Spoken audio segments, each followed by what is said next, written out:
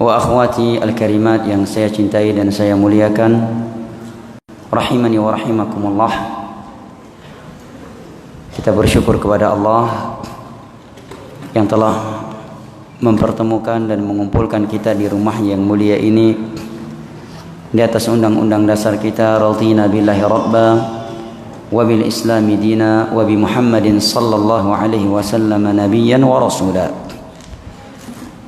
Semata-mata kita datang ke sini dalam rangka at-tanasuh, saling menasihati, saling mengingatkan antara satu sama yang lain.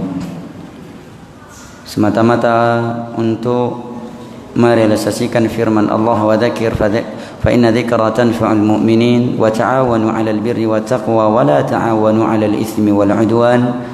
والمؤمنون والمؤمنات بعضهم أولياء بعض يأمرون بالمعروف وينهون عن المنكر ولتكن منكم أمة يدعون إلى الخير يأمرون بالمعروف وينهون عن المنكر كنتم خير أمة أخرجت للناس تأمرون بالمعروف وتنهون عن المنكر وتؤمنون بالله.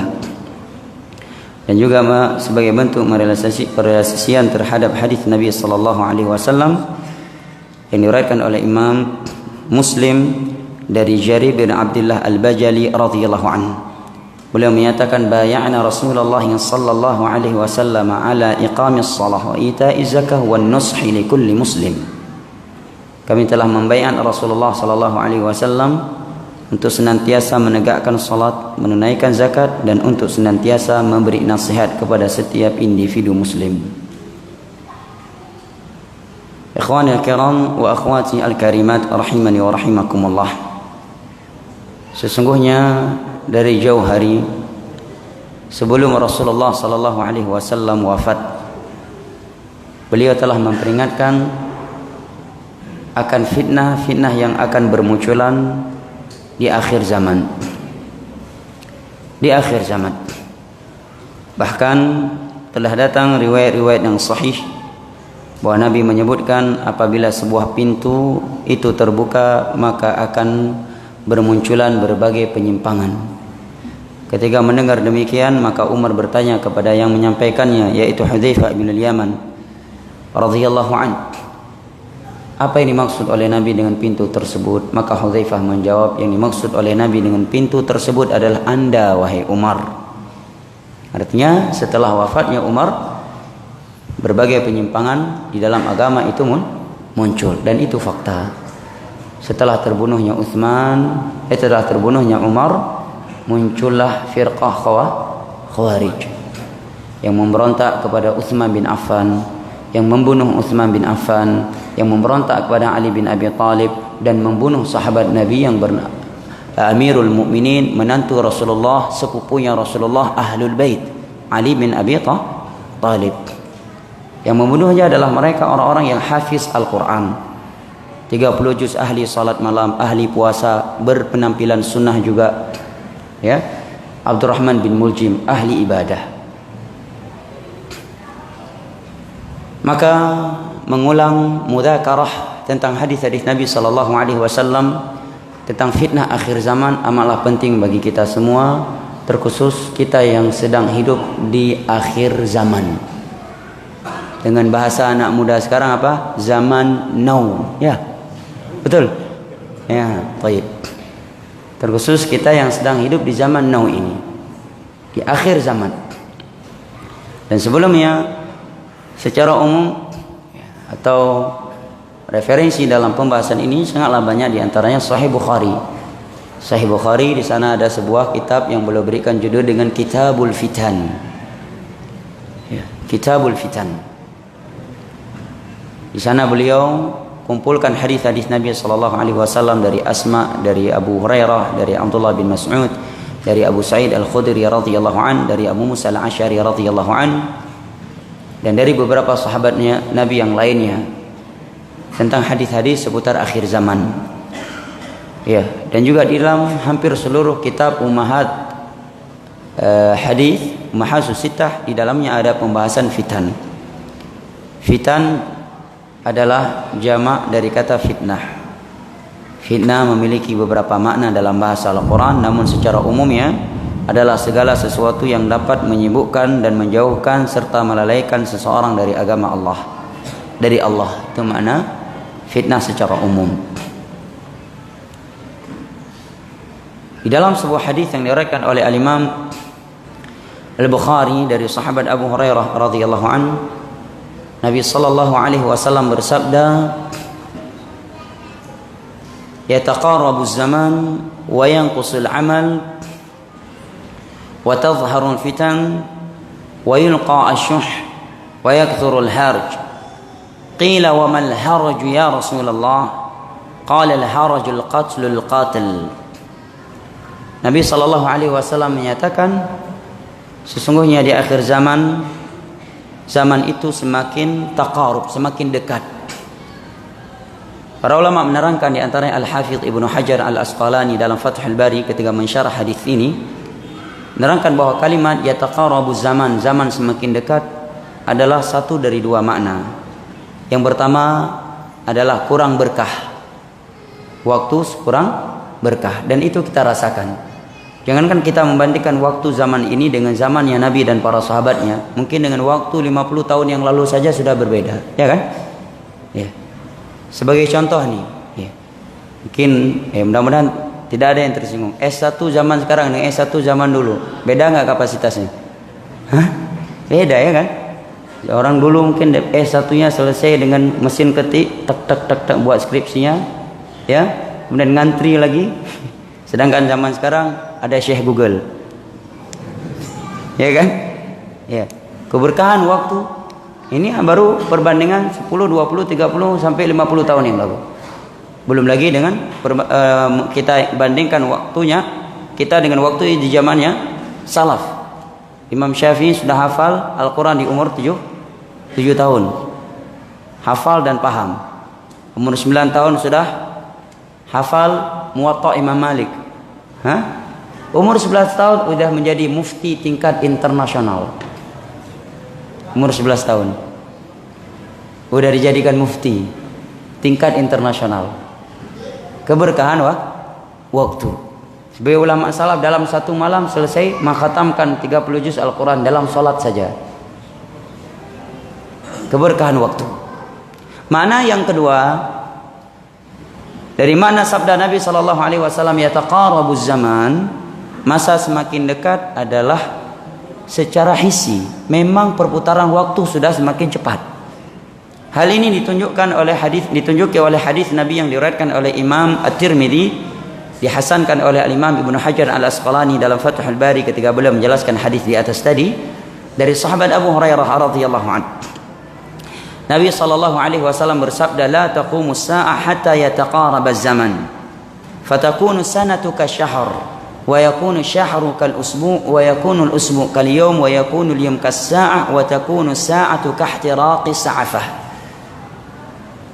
Nabi bersabda, sesungguhnya hari kiamat itu tidaklah tegak sampai zaman ini semakin dekat, sehingga perputaran waktu 1 tahun bagaikan 1 bulan. Waktu 1 bulan seperti 1 pekan. Waktu 1 pekan seperti 1 hari. Waktu 1 hari berlalu seperti sa'ah. Sa'ah artinya adalah waqtun qasir, waktu yang pendek, ya. Waktu yang sangat pendek. Waktu yang pendek habisnya seperti habisnya pelepah kurma yang kering tatkala dibakar. Dan itu yang kita rasakan, ya.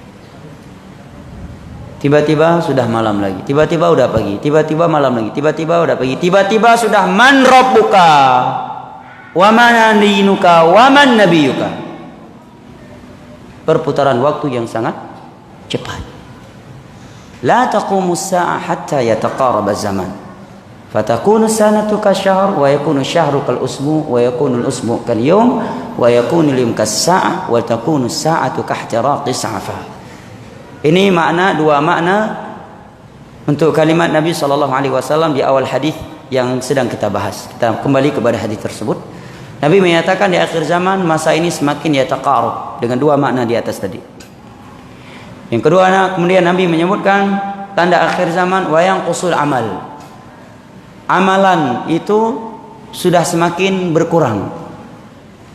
sudah semakin berkurang. Mungkin ada yang bertanya, siapa bilang amalan sekarang berkurang? Banyak kok.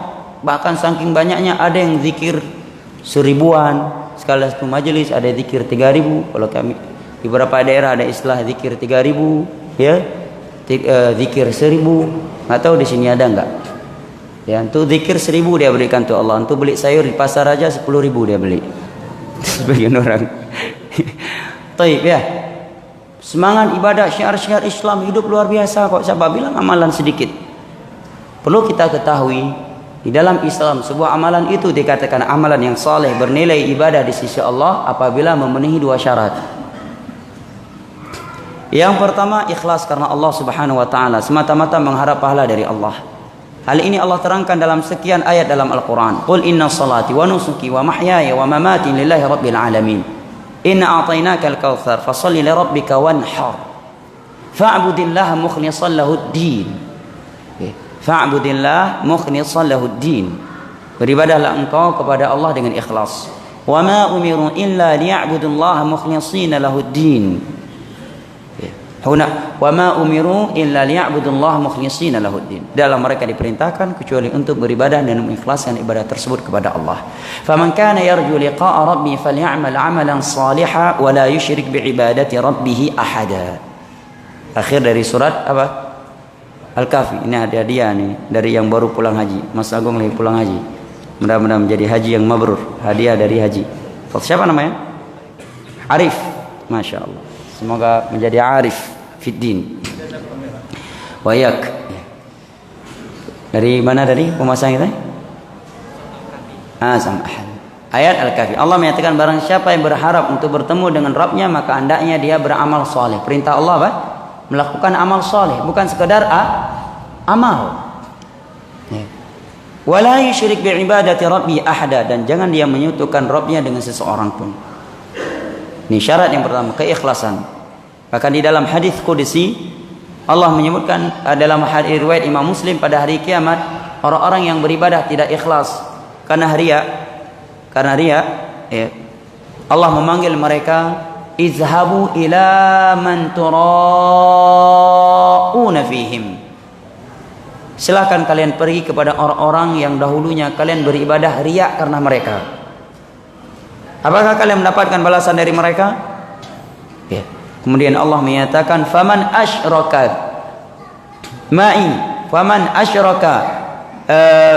ma'i fi amali atau kama qala taraktuhu wa syirkah. Barang siapa yang menyekutukanku dalam ibadahnya, artinya riya, dia beribadah karena Allah dan juga ingin dipuji oleh selain Allah. Ya. Taraktuhu wa syirkahu, aku tinggalkan dia dan kesyirikannya. Dan pembahasan ikhlas pembahasan yang indah dan panjang. Dan kita sedang membahas tentang hadis-hadis fitan di akhir zaman. Ini syarat yang pertama. Syarat yang kedua, sebuah amalan itu bernilai di sisi Allah, diterima olehnya sesuai dengan tuntunan Nabi sallallahu alaihi wasallam. Diriwayatkan oleh Imam Muslim dari Aisyah radhiyallahu anha, Nabi bersabda, "Man 'amila 'amalan laisa 'alaihi amruna fahuwa rad." Barang siapa yang melakukan suatu amalan yang tidak sesuai dengan tuntunan kami, maka amalan tersebut tertolak. Syekh Utsaimin rahimahullah ta'ala dan selain beliau menerangkan kesesuaian dengan tuntunan Nabi itu dalam 4 hal. Yang pertama dari sisi al-adadiyah, jumlahnya harus sama. Yang kedua al-kaifiyah, caranya, metodenya.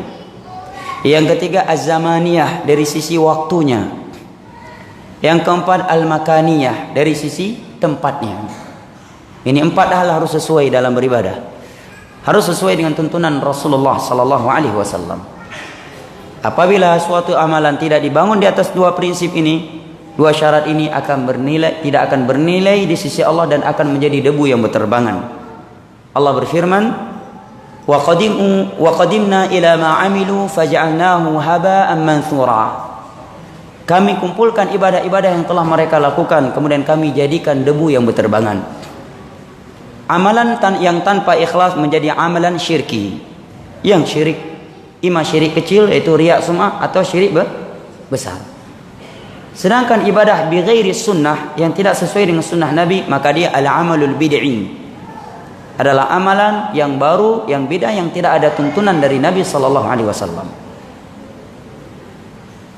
Yang dia dapatkan hanyalah kelelahan dan kepenatan yang berujung dengan neraka. Allah berfirman, hal ataka hadithul ghashiyah wujuhun yawma idzin khashi'ah. Ayat selanjutnya, amilatun nasibah tasla naran hamiyah. Amilatun nasibah, orang-orang yang beramal, nasibah, lelah, capek. Tasla naran hamiyah, malah amalan tersebut menyeret dia ke dalam neraka Allah. Ada dua penafsiran dari ayat ini. Di antaranya yaitu orang-orang yang beramal dengan capek lelah di dunia tetapi tidak memenuhi dua syarat di atas, atau salah satunya dia tidak ikhlas dan tidak sesuai dengan sunnah Nabi, atau ikhlas tetapi tidak sesuai dengan sunnah Rasulullah, atau sesuai dengan sunnah Rasulullah sallallahu alaihi wasallam tetapi tidak ikhlas, juga bermasalah. Islam tidak meminta penganutnya untuk berlomba-lomba siapa paling banyak dalam beribadah, tetapi Islam menyeru penganutnya untuk memikirkan siapa yang paling benar dan siapa yang paling bagus amalannya. Allah berfirman, tabarakalladzi biyadihil mulku wa huwa ala kulli syai'in qadir, alladzi khalaqal mauta wal hayata liyabluwakum ayyukum ahsanu amala. Allah tidak menyatakan ayyukum aktsaru amala, siapa yang paling banyak amalannya, tetapi Allah menyatakan ayyukum ahsanu, isim tafdhil dari kalimat hasan. Ayyukum ahsanu amala, bukan ayyukum aktsaru amala. Siapa di antara kalian yang paling bagus amalannya? Al-Imam Ibnu Katsir rahimahullahu taala di dalam tafsir Al-Qur'anil Azim ketika menafsirkan ayat ini menukilkan ucapan Fudail bin Iyadh rahimahullahu taala yang hidup semasa dengan Imam Syafi'i, ulama besar di masa itu. Kata beliau, "Ma'na ayyukum ahsanu amala ay akhlasuhu wa aswabuhu." Siapa yang paling ikhlas dan siapa yang paling mencocoki sunnah Rasulullah sallallahu alaihi wasallam. Ini makna ayyukum ahsanu amala, ay akhlasuhu wa aswabu, akhlasukum wa aswabukum. Sebagaimana ini dinukilkan oleh Al-Imam Ibnu Katsir di bawah ayat tersebut dalam tafsir beliau, tafsir Al-Qur'anil Azim. Ya, Fudail bin Iyadh. Siapa Fudail bin Iyadh sebelumnya? Hah? Pemabuk. Ya, betul. Itu jangan sembarang nuduh ulama nih. Ahsan. Siapa nama antum? Ini ada kitab menjaga tauhid. Siapa namanya? Hah? L. Gimana? Masya Allah. Dari mana? Masya Allah. Barakallahu fiik. Udah nikah? Masya Allah. Baru satu. Oh, mau melebih berarti. Amin ya rabbal alamin. Allah yuzawwijak tsaniyah. Baik. Fudail bin Iyadh seorang yang sebelumnya adalah penuh dengan dosa yang besar, perampok qutta'ut turuq, perampok di padang pasir. Ya, itu sangat berbahaya. Kalau perampok di tengah kota masih mending. Ini perampok di tengah pasir. Antum dirampok di padang pasir seperti dirampok di tengah laut. Siapa yang membantu? Nggak ada orang. Ya. Dan beliau bertobat disebutkan sedang merampok. Ketika beliau manjat tembok sebuah rumah ingin merampok, terdengar lantunan ayat suci Al-Quran dari dalam rumah, yaitu firman Allah dalam surat Al-Hadid. Alam ya'nini alladhina amanu an takhsha qulubuhum li dhikrillah wa ma nazala minal haqq wa la yakunu kalladhina utul kitaba min qablu faqala alayhimul amadu faqasat qulubuhum wa katsirun minhum fasiqun. Bukankah sudah saatnya orang-orang yang punya iman, yang mengimani adanya Allah, adanya hari kiamat, azab kubur, alam barzah, hisab, mizan, as-sirat, bukankah sudah saatnya mereka tunduk mengingat Allah dan tunduk kepada kebenaran yang telah turun kepada mereka, dan janganlah mereka hidup seperti Yahudi dan Nasrani sebelumnya. Semakin panjang kesempatan yang Allah berikan kepada mereka, semakin keras pula hati mereka. Dan kebanyakan mereka adalah orang-orang yang fasik. Terdengar ayat ini oleh Fudail bin Iyadh yang sedang merampok, maka beliau langsung jatuh tersungkur. Itulah awal kali beliau, hari pertama beliau bertobat. Allahumma shayban nafi'an. Hujan deras nih, gimana? Jelas suaranya? Hah? Baik. Dengar ya? Baik. Di sini sengaja saya sebut kisah saya berbicara tentang Fudail bin Iyad, walaupun mungkin agak sedikit hilang dari fokus ya. Karena ada sebuah pelajaran penting di situ. Beliau setelah bertobat yang sebelumnya perampok besar, tidak serta-merta langsung jadi ulama. Tetapi beliau pergi ke Masjidil Haram, ya, meninggalkan lingkungannya. Di sana beliau belajar ke ulama di Masjidil Haram dan fokus beribadah. Setiap kali beliau salat, beliau menangis mengenang dosa-dosa yang telah beliau lakukan sebelumnya, padahal beliau sudah bertobat. Setelah sekian lama beliau belajar jadi ulama, baru muncul di panggung dakwah.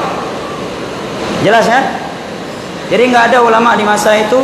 Begitu dengar Fudail bin Iyad udah tobat, dipanggil, bro, besok saya ada daurah tentang pentingnya hijrah. Ente jadi moderatornya ya, cocok nih, jadi hijrah percontohan. Itu sama aja Anda ingin membongkar dosa dia yang sebagian orang nggak tahu. Dia mantan itu, sekarang Anda membongkar itu. Dan berbahaya buat dia. Ya, berbahaya buat dia. Khawatir dia jatuh ke ujub, menyangka hijrahnya hijrah percontohan, padahal baru langkah pertama dia berhijrah. Bahaya berikutnya lagi ketika dia sudah nge-booming, udah populer dan sudah ditokohkan, padahal dia masih nihil ilmunya. Begitu ada pelajaran-pelajaran yang kelas rendah seperti Iqra, belajar Iqra, baca Al-Quran, bahasa Arab, nggak akan ikut dia. Dan kalau sempat dia udah berani naik panggung dakwah, dia belum belajar akidah yang benar, belum belajar fikih yang benar, belum memahami bahasa Arab, sharaf, belum memahami kaidah fikih, mustalah hadis, kacau dakwah ibu. Dan lebih parah lagi, akan memberi pengaruh kepada orang-orang yang menganggap dia sebagai public figure. Begitu dia berubah arah menjadi memberi pengaruh kepada orang-orang yang sudah menjadikan dia sebagai figur hijrah. Dan ini problematika di medan dakwah. Tidak kita lihat di masa itu ulama seperti itu. Fudail bin Iyad bertobat ditutupi. Ya. Beliau belajar pergi ke Mekah, belajar di Masjidil Haram sekian tahun, dan beliau selalu menangis. Tidak pernah beliau membanggakan taubat beliau di depan orang lain. Tidak pernah beliau menjadikan hijrahnya sebagai hijrah percontohan. Bahkan beliau menangis setiap kali salat, beliau menangis mengenang dosa beliau dahulu. Belajar sampai udah jadi ulama, baru ulama kemukakan Fudail bin Iyad berkata, Fudail bin Iyad menyatakan demikian, dan seterusnya. Ini pelajaran besar buat kita. Tentunya kita sangat bersyukur kepada Allah, senang, bahagia melihat saudara kita bertaubat dari dunia ini, dari dunia itu. Walaupun dia sebelumnya public figure dari sebuah dunia, dari sebuah panggung, kita bersyukur, berdoa kepada Allah, ya Allah istiqamahkan dia. Mudah-mudahan dengan dia insaf hijrah, banyak orang yang ikut hijrah bersama dia. Tapi untuk naik ke panggung dakwah, maaf, ini ada ahlinya. Ada ahlinya. Belajar dulu, belajar. Ada yang lebih layak. Ada yang sudah sekian tahun kenal dakwah sebelum kamu, tidak seperti itu. Ini harus dididik jamaah. Harus dididik seperti itu. Kalau enggak kacau jadi. Dan kita sayang untuk dia dan terhadap orang lain selain dia. Lihat Fudail bin Iyad udah jadi ulama baru dipakai. Enggak ada Imam Syafi'i telepon, besok saya bahas masalah hijrah, ente jadi moderator ya Fudail bin Iyad, biar orang terpukau, orang termotivasi. Termotivasi dengan ente. Enggak. Belajar, menghilang sekian lama Fudail bin Iyad. Duduk di dalam Masjidil Haram belajar, bersimpuh bertahun-tahun sama ulama di Masjidil Haram. Beliau menangis setiap kali salat, menangis mengenang dosanya yang dulu. Setelah beliau jadi ulama, baru orang, oh ini Fudail bin Iyad yang dulu, barulah heboh. Jelas jemaah ya? Ini tarbiyah yang sangat penting ya, tarbiyah wa tasfiyah. Nah, Fudail bin Iyad menyatakan tentang firman Allah yang mana? Firman Allah yang mana tadi? Antum? Firman Allah yang mana? Ada hadiah nih dari Mekah. Antum? Firman Allah yang mana? Oh lagi baca. Nah, baca aja, pura-pura saya nggak lihat. Bukan. Baik. Fudail bin Iyad ayyukum ahsanu amala. Bahwa maksud ayyukum ahsanu amala adalah akhlasukum wa aswabukum. Siapa yang paling ikhlas dan yang paling mencocoki sunnah Nabi. Nah, Nabi menyatakan amalan di akhir zaman itu sedikit. Maksudnya amalan yang dibangun di atas dua syarat ini. Adapun amalan yang tidak dibangun di atas dua syarat ini banyak, bukan banyak, berserak kalau orang Sumatera bilang. Berserak amalan. Tapi yang dibangun di atas dua syarat ini sangat asing dan sangat sedikit. Kemudian Nabi menyatakan wa tadhharul fitan. Fitnah bermunculan di akhir zaman, fitnah syahwat dan fitnah syubhat. Wa yakthuru wa yulqa asyuh. Dan mayoritas orang itu menderita penyakit asyuh. Apa itu asyuh? Al-Imam Ibnul Athir, Athir bukan kathir.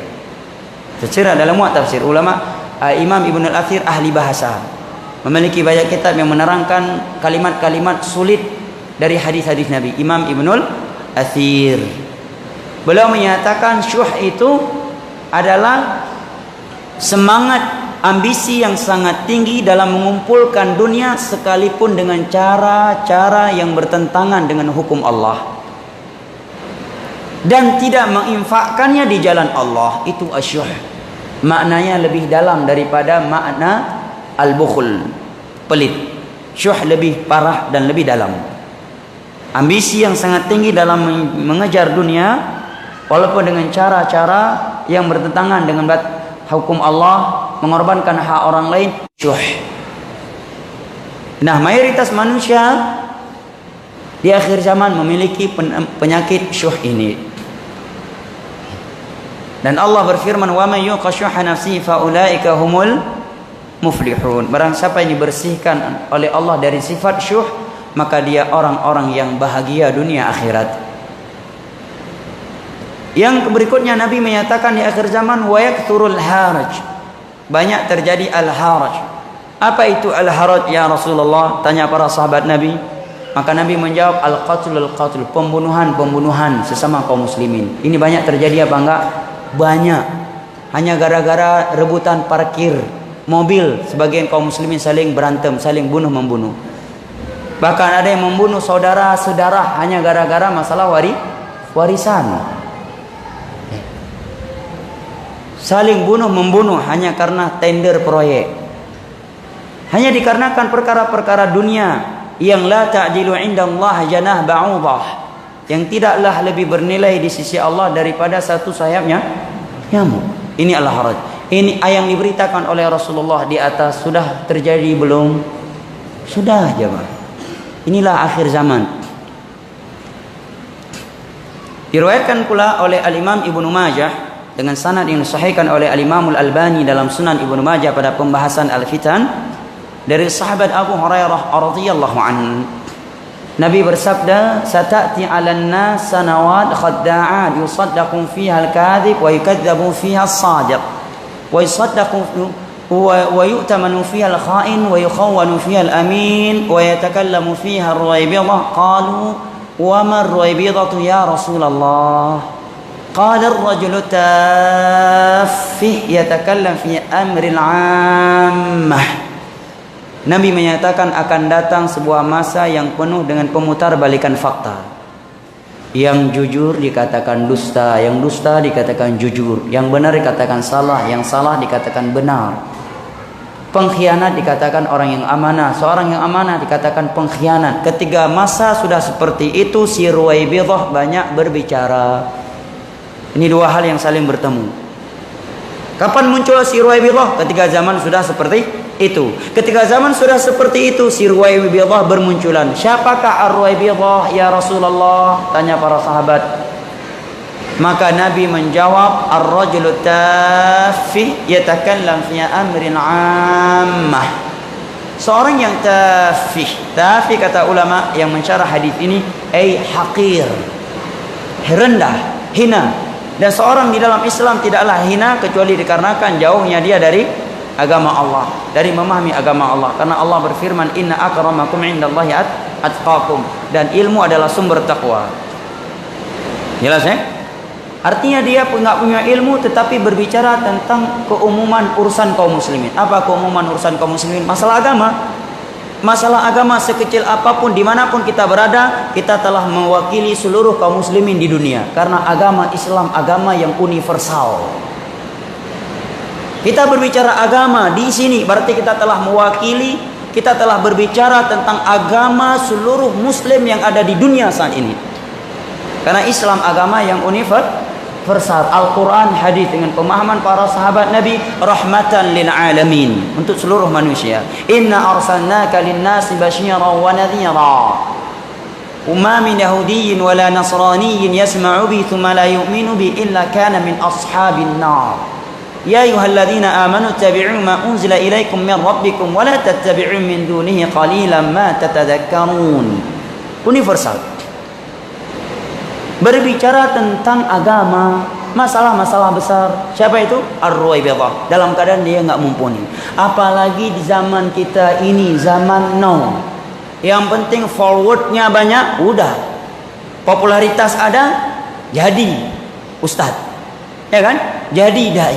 Walaupun tidak dikenal dia sudah belajar bahasa Arab. Belum diketahui dia belajar sorof. Belum diketahui dia belajar kutubul aqidah, kitab-kitab aqidah salah, memahami tafsir, ilmu hadis. Ya. Bahkan terkadang orang yang seperti itu mengalahkan orang yang hafal Al-Quran, hafal hadis, belajar aqidah, belajar bahasa Arab, belajar sorof, ilmu hadis, kaidah fikih, usulul fiqh. Kenapa? Karena forwardnya yang banyak, like-nya puluhan ribu, sehingga dia langsung menjadi mufti masyarakat netizen, mufti online untuk masyarakat netizen. Akhir zaman, zaman now. Wa yatakallamu fiha ar-Ruwaibidah. Qalu wa man Ruwaibidah ya Rasulullah? Qala rajul tafi yatakallam fi amri al-ammah. Seorang dungu enggak paham masalah agama, berbicara masalah agama. Yatakallam fi amri al-ammah. Tentunya kita membaca hadis ya, bukan memvonis orang. Ini baca hadis dan kita mengkhawatirkan jangan-jangan kita termasuk yang disabdakan oleh Nabi ini. Yang dipahami ketika kita menyampaikan hadis seperti ini berarti kita terlalu ekstrim. Kecuali saya nunjukkan hidung ente itu Ruwaibidah, ente Ruwaibidah, di sana Ruwaibidah, itu Ruwaibidah, itu baru ekstrim. Tapi yang kita lakukan baca hadis, menerjemahkannya sebagai peringatan buat yang berbicara sendiri dan buat yang sedang mendengarnya. Jelas ya? Baik. Si Ruwaibidah banyak berbicara di saat itu. Ini sudah terjadi atau belum? Apa yang beliau beritakan dalam hadis di atas sudah terjadi jamaah. Ya. Pemutar balikan fakta. Juga diriwayatkan oleh Al-Imam At-Tirmidzi sebuah hadis dari Anas bin Malik. Hadisnya secara sanadnya tersendiri dia sanadnya dhaif, tetapi karena datang dari turuq, jalan-jalan yang banyak, maka para ulama mengumpulkan hadis tersebut dari sekian jalan yang banyak sehingga menjadi hadis yang sahih.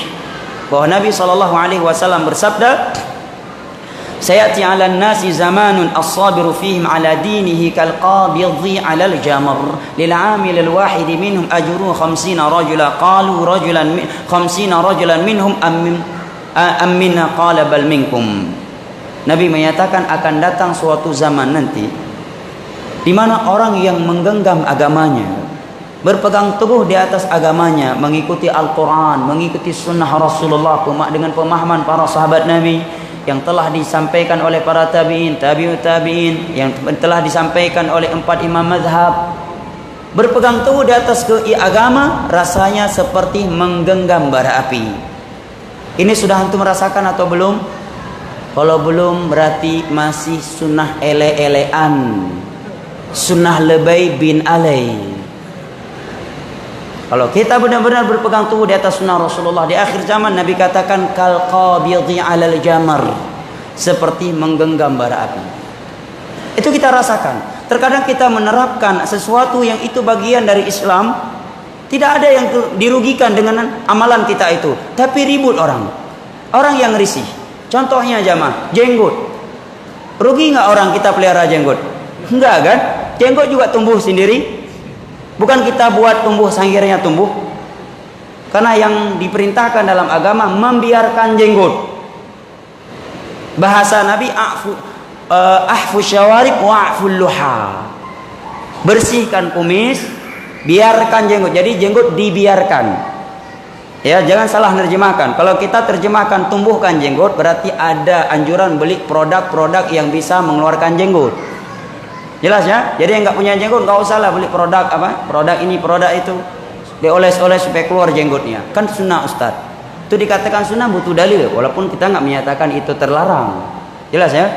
Karena sunnah salah satu dari 5 hukum Islam yang harus dibangun di atas dalil. Ya. Jadi jenggot tumbuh sendiri.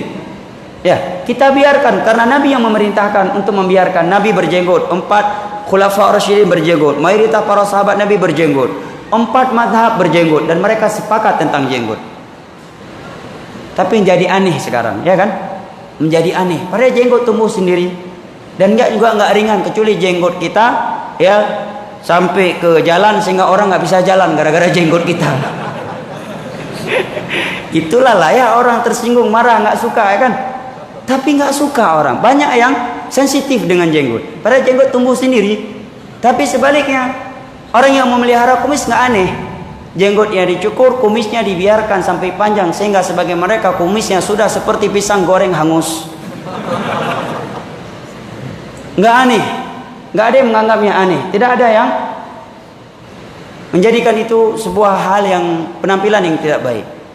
Karena memang dunia sudah terbalik jamaah. Lebih tepat bukan dunia yang terbalik. Karena dari dulu langit masih di atas dan bumi masih di bawah. Tetapi ideologi orang yang sudah terbalik. Benar apa yang dikatakan oleh Rasulullah. Seperti juga contoh misalkan wanita pakai cadar. Istri Nabi pakai cadar. Sekian ayat dalam Al-Quran tentang cadar. Wala yubdina zinatahun dalam surat An-Nur, dalam surat Al-Ahzab, qul ya ayuhan nabi qul li azwajika wa banatika wa nisaika wa nisa'il mu'minin yudnina 'alaihinna min jalabibihin dzalika adna ay yu'rafna fala yu'dzain. Sekian hadis Nabi. 4 mazhab sepakat tentang masyru'iyahnya cadar. Ya. Menjadi aneh penampilan cadar. Ya, bahkan jangankan pakai cadar, pakaian besar aja aneh di akhir zaman ini. Tapi yang buka-bukaan enggak aneh. Ya kan? Terbalik enggak? Terbalik. Padahal yang pakai baju hijab syar'i tersebut dia enggak beli, enggak minta uang sama tetangga rumahnya. Suami yang membelikan uang sendiri. Ya. Padahal lebih baik. Ya. Secara logis seluruh isi Islami logis. Contohnya pakaian wanita. Dengan dia menutup pakai cadar, kulit wajahnya semakin bagus. Bahkan sekian dokter spesialis kulit menyatakan bahwa cara yang paling bagus menjaga kulit wajah bagi kaum wanita adalah dengan menggunakan cadar. Ya, sehingga terjaga dari terik matahari. Ya. Membuat kulitnya semakin bersih. Logis. Celana cingkrang, logis. Di atas mata kaki sehingga tidak melorot, sehingga mengenai debu, kotoran, najis. Ya. Dengan di atas mata kaki dia terjaga dari kotoran. Terlebih lagi itu adalah perintah Rasulullah. Logis, tapi orang menganggap sekarang itu enggak logis. Padahal bahkan sebagian orang ada yang menganggap itu penampilan yang sudah kuno. Yang moderat buka-bukaan. Padahal kalau kita buka sejarah, buka-bukaan itu udah kuno. Karena sebelum datang Nabi mereka buka-bukaan. Ya, cadar 13 tahun di Mekah belum turun ayat cadar. Di Madinah baru di akhir-akhir dakwah Nabi baru turun ayat. Jadi yang moderat siapa? Yang pakai cadar. Yang hijab syar'i. Kalau kita mau bilang moderat, ya. Karena itulah Allah menyatakan wala tabarrajna tabarrujal jahiliyatil ula. Wahai kaum wanita, janganlah kalian berdandan menampakkan aurat kalian seperti wanita-wanita jahiliyah terdahulu. Tetapi itulah penjajahan ideologi. Terkadang kita tidak merasa ideologi kita sedang dijajah oleh orang barat. Kita menganggap itu sebuah intelektual, itu sebuah moderat, padahal itu adalah udah mati mereknya kalau barang. Ya, suatu yang sudah kuno sebelum Islam datang. Nah, inilah akhir zaman. Ya. Sehingga menggenggam, berpegang teguh di atas sunnah kata Nabi seperti menggenggam bara api.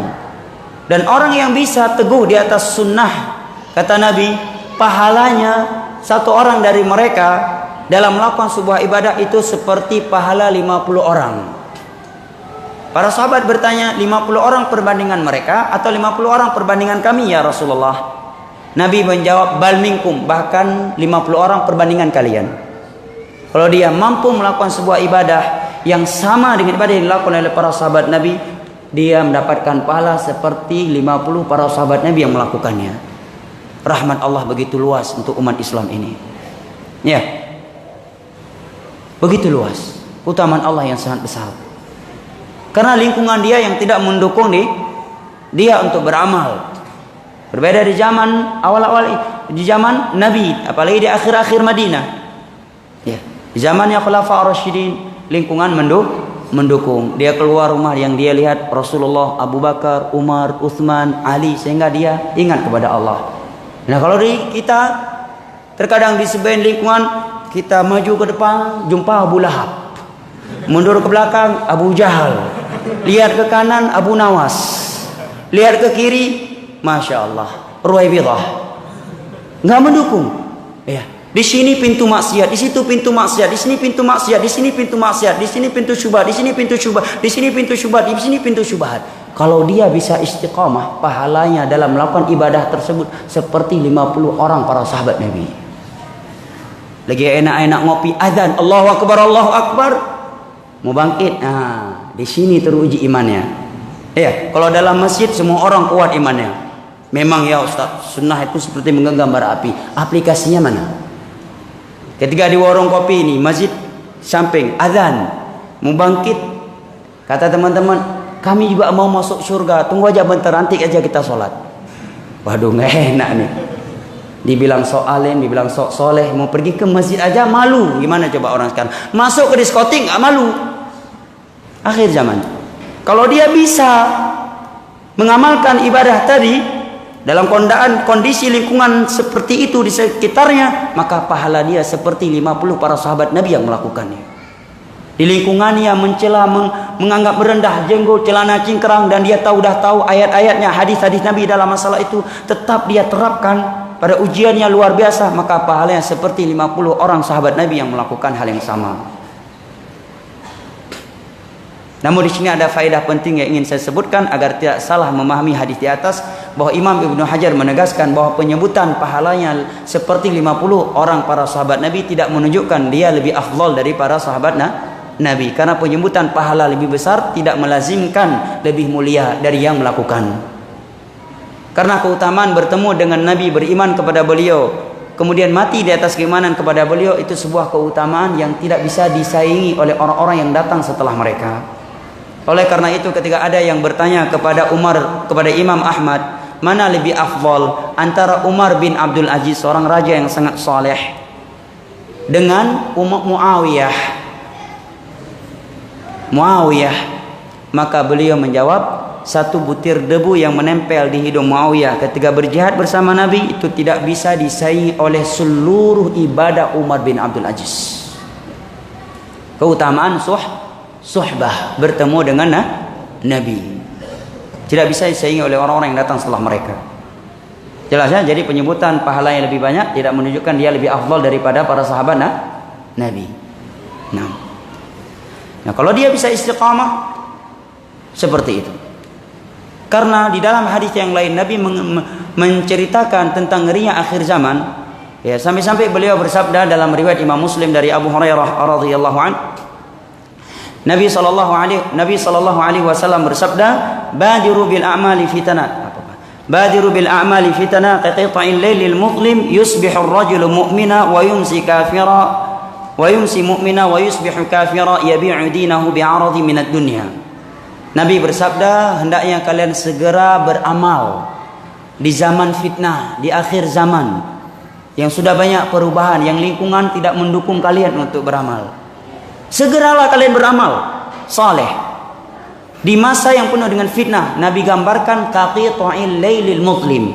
Saking dahsyatnya fitnah di akhir zaman tersebut, Nabi umpamakan seperti potongan-potongan malam yang sangat gelap.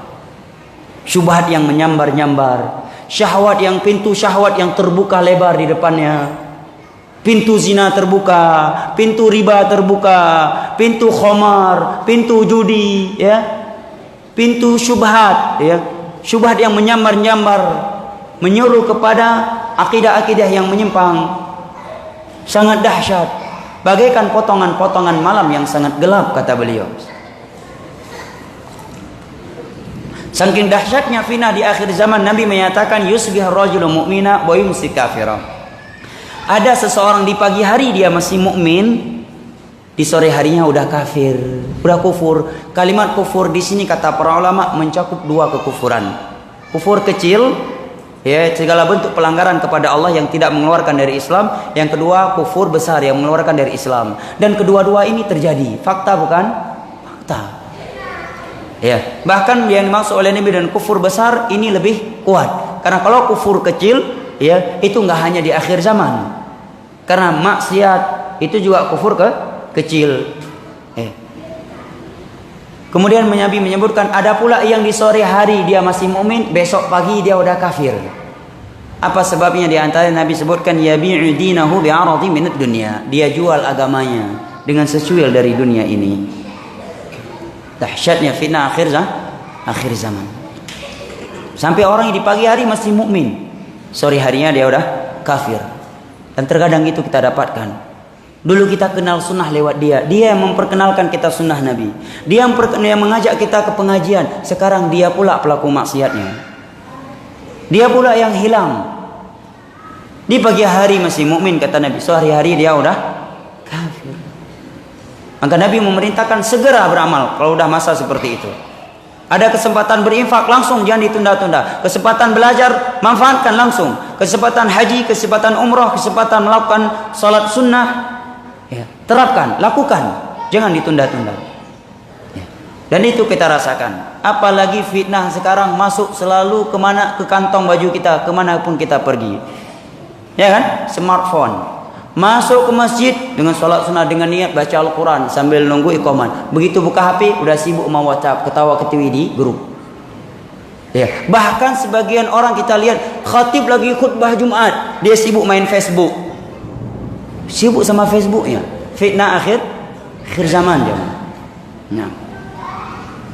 Belum lagi syubhat-syubhat yang menyambar-nyambar. Lalu apa bimbingan dari Nabi SAW ketika zaman sudah seperti itu? Syubhat banyak, syahwat juga, pintu syahwat juga terbuka lebar, perpecahan di antara umat sudah terjadi luas dan sangat banyak. Apa bimbingan dari Nabi? Yang pertama sebagiannya tadi telah kita dengarkan, untuk segera beramal. Bimbingan yang kedua, dan ini sangat penting, dan camkan hadis Nabi yang berikut ini dalam hati antum sebagai prinsip dalam beragama. Kita nggak butuh kepada ucapan ustadz ini, ustadz itu, syekh ini, syekh itu, kiai ini, kiai itu. Kita butuh kepada apa kata Allah dan apa kata Rasul. Dengan pemahaman para sahabat Nabi yang kita pelajari dari guru-guru kita, dari para ulama, ya, dari para ulama, dari kitab-kitab mereka. Mereka hanya sekedar sarana buat kita. Guru kita adalah sarana bagi kita untuk mengikuti Al-Quran dan hadis dengan pemahaman para sahabat Nabi. Nabi bersabda dalam hadis yang diriwayatkan oleh Imam Ahmad, oleh Imam Abu Daud, Tirmidzi, Ibnu Majah, dari sahabat Irbad bin Sariyah. Dalam Musnad Imam Ahmad disebutkan Nabi berkata menyampaikan hadis yang berikut ini setelah salat subuh. Selesai salat subuh tiba-tiba Nabi berdiri, ya, berdiri menyampaikan sebuah mau'izah. Kata sahabat Irbad bin Sariyah, wa'adhana Rasulullah sallallahu alaihi wasallam mau'izatan wajilat minha al-qulub wa dharafat minha al-uyun. Faqulna ya Rasulullah ka'annaha mau'izatu muwaddi' fa'usina.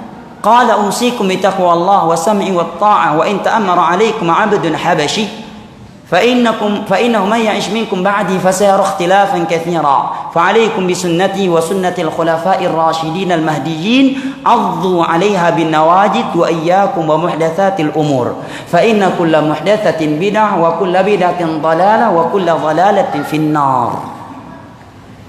Irbad bin Sariyah menyatakan, suatu ketika Nabi memberikan sebuah mau'izah yang sangat berkesan.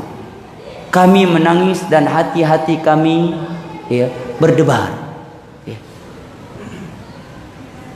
Para sahabat menangis, ya, wajilat minhal qulub, dan hati-hati kami berdebar. Mendengar mau'izah tersebut. Ini menerangkan kepada kita jujurnya dan bersihnya hati mereka para sahabat Nabi di majelis ilmu, sehingga ilmu yang disampaikan oleh Nabi benar-benar membekas buat mereka. Beda dengan kita, terkadang kita mendengar ilmu tapi dalam hati terkadang ada hasad, ada ujub dikit, ada sifat buruk sangka dikit kepada yang menyampaikan, sehingga nggak masuk. Bahkan lebih parah lagi, terkadang kita nggak usah melihat orang lain, kita dibawakan ayat hadis udah 1 jam, kita tidak pernah merasa ada yang kena untuk kita, semuanya untuk orang lain. Ayat ini untuk fulan nih, hadis ini yang lain saya enggak. 1 jam ceramah saya nggak kena, kamu nggak kena? Hah? Sekian ayat turun tentang orang kafir kepada Nabi, para sahabat merasa mereka yang dimaksud. Ya, mereka merasa mereka yang dimaksud. Pada ayat bukan pada mereka. Jelas jemaah ya? Lihat di sini athar keikhlasan dalam menuntut ilmu agama. Merasa sahabat langsung menangis dan hati mereka wajilat, merasa takut. Maka sebagian sahabat menyatakan, ya Rasulullah, seakan-akan ini ceramah perpisahan. Berikan kami wasiat wahai Rasulullah. Maka Nabi pun menyatakan, usikum bi taqwallah. Aku wasiat kalian untuk bertakwa. Ini wasiat yang pertama dari Nabi. Ya.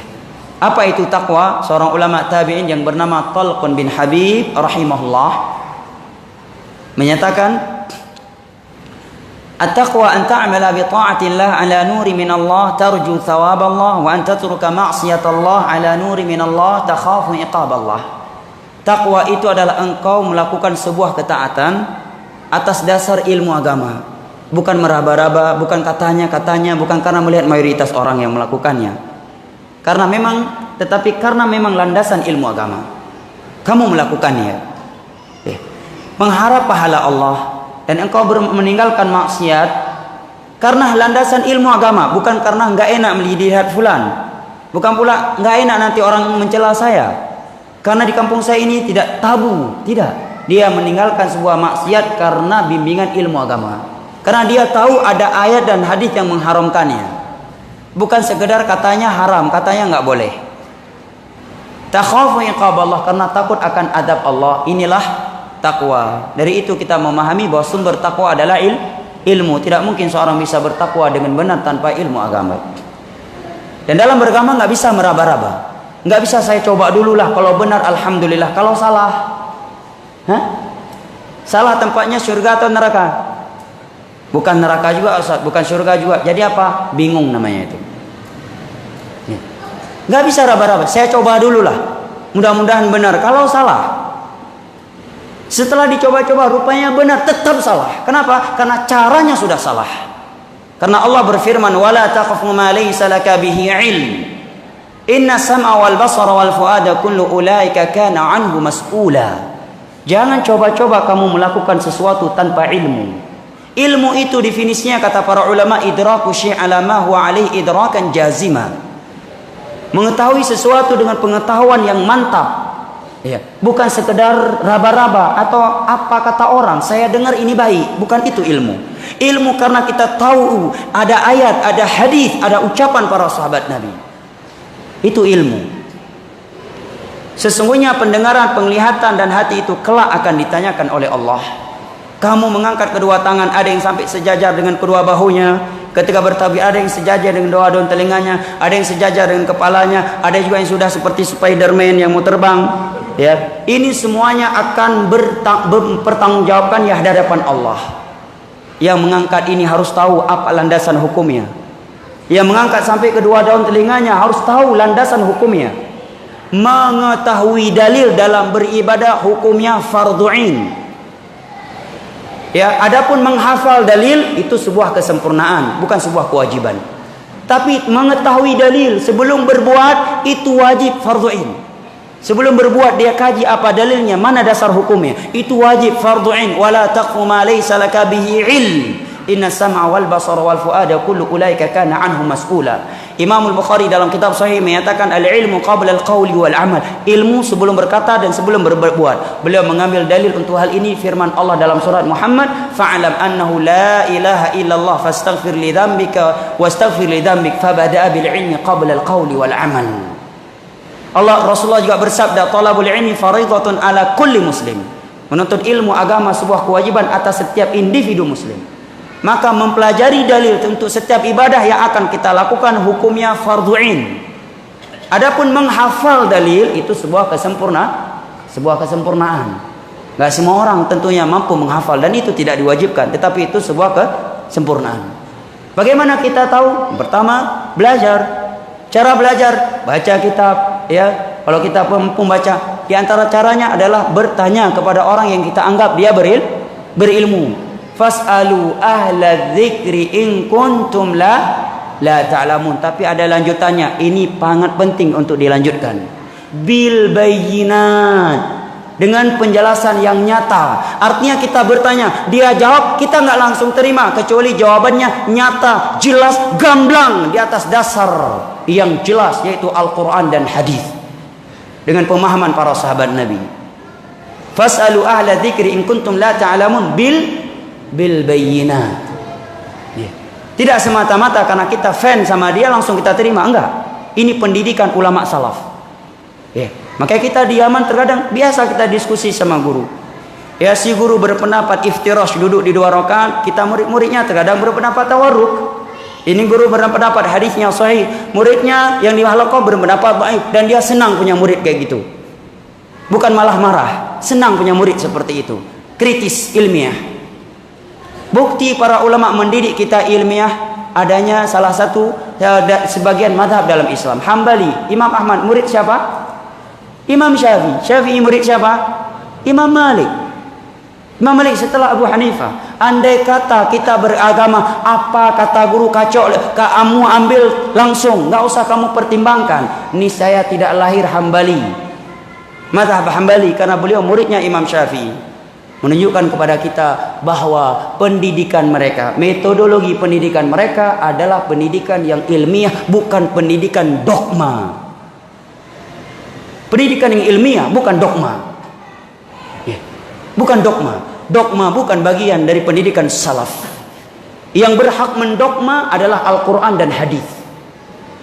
Dengan pemahaman para sahabat Nabi. Yang datang setelah itu tidak berhak mendogma. Kewajibannya hanya menjelaskan. Yang saya ketahui demikian. Ini ayatnya, ini hadisnya. Dogma hanya hak Al-Quran dan hadis. Karena Al-Quran dan hadis pasti benar. Jelas ya, ya? Baik. Maka Nabi kata Talq bin Habib, takwa definisinya adalah demikian. Kita kembali lagi kepada wasiat Nabi. Yang pertama Nabi berwasiat tentang takwa tadi. Yang kedua Nabi menyatakan was-sam'i wat ta'ah. Takwa ini hablum minallah. Yang kedua ini hablum minan nas. Was-sam'i wat ta'ah. Hendaknya kalian senantiasa taat, patuh, mendengar kepada penguasa kalian, tidak memberontak. Ini bukan sebagai bentuk kita menjilat penguasa, tetapi karena ini perintah Rasulullah. Andai kata tidak ada hadis-hadis yang memerintahkan kita taat kepada penguasa, yang melarang kita untuk mencela penguasa dan menasihati mereka secara terang-terangan, niscaya kita akan memberontak. Tetapi sekian hadis Nabi dalam Sahih Bukhari, Sahih Muslim, Sunan Abi Daud, Sunan Ibnu Majah, Sunan Nasa'i, Sunan Tirmidzi, Musnad Imam Ahmad, At-Tayalisi, Musnad Syafi'i, kitab-kitab akidah, usul sunnah Imam Ahmad, Al-Muzani muridnya Imam Syafi'i, Al-Lalikai, menerangkan sekian hadis bahwa Nabi melarang kita memberontak, mencela penguasa secara terang-terangan, agar kita menasihati mereka secara empat mata. Itu perintah Nabi. Akidah ini disepakati oleh para sahabat Nabi, para tabi'in, tabi'ut tabi'in, 4 imam mazhab sampai hari ini dari ulama salaf. Yang menyelisih pendapat ini para ulama sebutkan dengan sebutan khawarij. Itu bahasa ulama salaf dalam kitab-kitab akidah mereka. Bukan sebuah vonis yang ekstrim, tapi mereka menyebutkan, dan silakan buka kitab-kitab akidah salaf yang ditulis oleh Imam At-Tahawi yang ratusan tahun yang lalu, oleh Imam Ahmad dalam kitabnya Ushulus Sunnah. Ini perintah Nabi yang kedua, agar tetap taat dan patuh kepada penguasa, dengan syarat kita tidak melakukan maksiat kepada Allah, karena ketaatan kita kepada makhluk semuanya di bawah ketaatan kita kepada Allah. La ta'ata li makhluqin fi maksiatil khaliq. Wasiat yang ketiga dari Nabi sallallahu alaihi wasallam, Nabi sebelum mewasiatkan yang ketiga menyebutkan sesuatu yang akan terjadi terlebih dahulu. Nabi menyatakan barang siapa yang hidup panjang dari kalian setelahku, dia akan melihat perpecahan yang cukup banyak. Ini sebuah kenyataan yang tidak bisa kita tolak. Yang pertama, Nabi memberitakan. Enggak mungkin Nabi memberitakan dan tidak terjadi, ya kan? Kedua, fakta. Sekarang umat Islam berpecah enggak? Berpecah. Contoh kecil misalkan, tata cara zikir setelah sholat 5 waktu. Beraneka ragam enggak? Beraneka ragam, berbeda-beda dari sebuah masjid ke masjid yang lainnya. Yang ini kalau sebagian masjid kalau ba'da zuhur pendek zikir jamaahnya. Kalau ba'da asar agak pendek, maghrib panjang banget. Sehingga solat ba'diyah maghribnya diletakkan sudah qobliyah isya, bukan lagi ba'diyah maghrib. Ba'da isya panjang, ba'da subuh lebih panjang lagi. Ada yang suara pelan dan dengan membentukkan jari jemarinya. Ini kan terjadi perpecahan. Ya. Demikian juga terjadi perpecahan. Sebagian ustaz menyatakan boleh memberontak, boleh mencela pemerintah, boleh menasihati pemerintah di atas mimbar-mimbar. Sebagian ustaz menyatakan tidak boleh. Terjadi perbedaan enggak? Terjadi. Apa solusinya jamaah? Apa yang harus kita ikuti?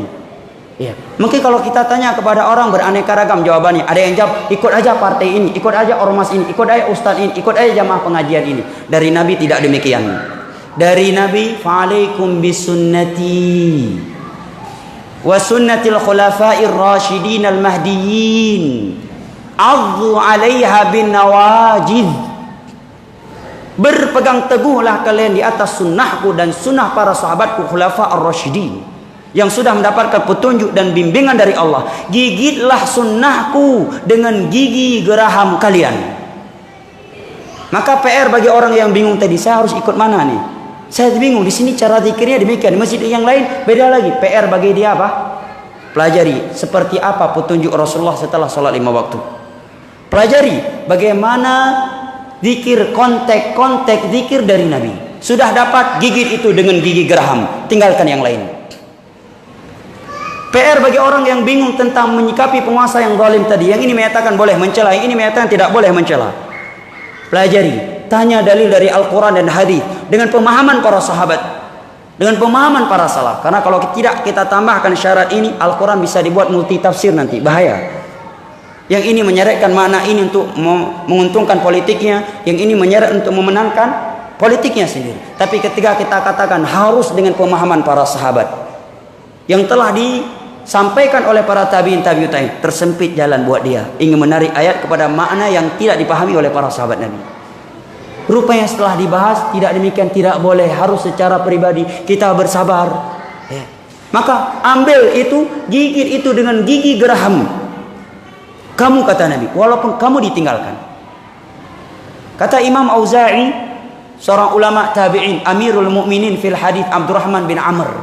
Kata beliau, "Alaika bil athar wa in rafadhaka an-nas wa iyyaka wa ara'ar rijal wa in zakhrafuha." Hendaknya engkau berpegang teguh dengan jalan yang berada di atas landasan dalil Al-Quran dan hadis dengan pemahaman para sahabat Nabi, walaupun orang meninggalkan kamu.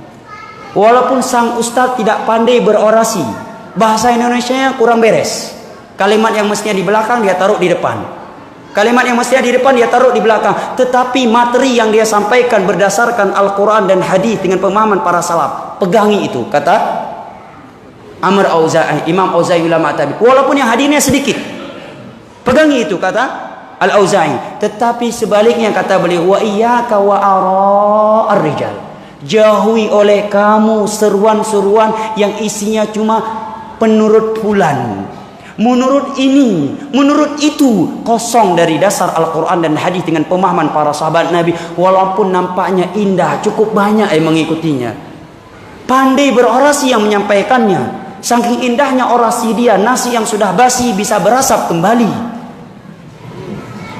Monyet yang sedang berada di atas pohon kelapa mendengar orasi dia bisa turun, jatuh, tersungkur, sujud di bawah lututnya. Tetap, kata beliau, kalau kosong dari dalil Al-Quran dan hadis dengan pemahaman para salaf, iyaka, jauhi dan tinggalkan. Siapa yang berkata demikian jemaah? Auza'i Abdurrahman bin Amr, Amirul Mukminin fil hadis, ulama tabi'in yang langsung belajar kepada beberapa sahabat Nabi. Tahu dari mana Ustaz?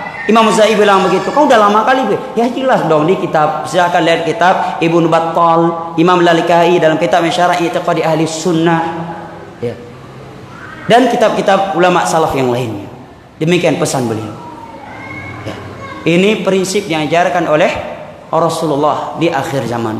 Saya kira karena waktu yang telah habis, insyaallah sampai di sini ya. Lebih dan kurangnya lontuan saya mohon maaf.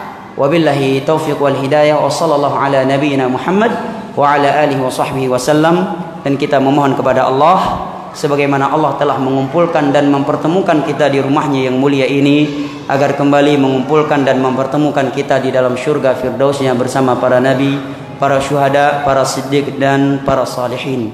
Sebagaimana kita memohon kepada Allah agar jika Allah mewafatkan kita ayyatawaffana muslimin wa an yulhiqana bis salihin. Amin ya rabbal alamin. Rabbana atina fid dunya hasanah wa fil akhirati hasanah wa qina adzaban nar. Subhanakallahumma wa bihamdik asyhadu an la anta astaghfiruka wa atubu ilaik. Wassalamu alaikum warahmatullahi wabarakatuh.